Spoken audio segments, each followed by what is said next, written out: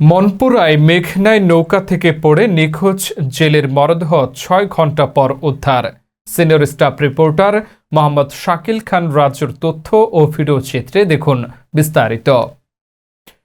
ভোলা জেলার মনপুরায় মেঘনা নদীতে মাছ শিকার শেষে ঘাটে নৌকা নোঙর করার সময় নদীতে পড়ে গিয়ে নিখোঁজ হওয়া এক জেলের মরদেহ ৬ ঘন্টা পর উদ্ধার করা হয়েছে।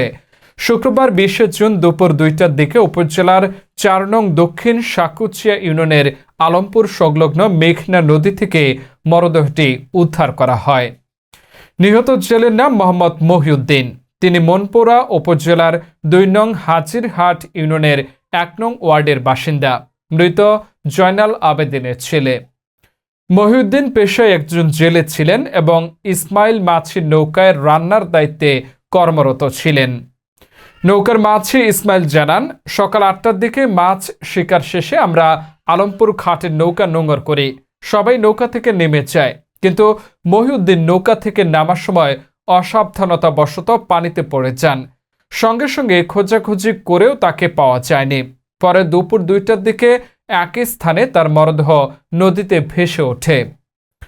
ঘটনাস্থলে স্থানীয়রা মরদেহটি উদ্ধার করে। খবর পেয়ে মনপুরা থানা পুলিশ এসে আইনানুগ প্রক্রিয়া শেষে মরদেহ পরিবারের কাছে হস্তান্তর করে। মনপুরা থানার officer in charge OC Mohammad Ahsan Kabir বলেন, এটি একটি দুর্ঘটনাজনিত মৃত্যু। থানায় একটি ইউডি অপমৃত্যু মামলা রুজু করা হয়েছে।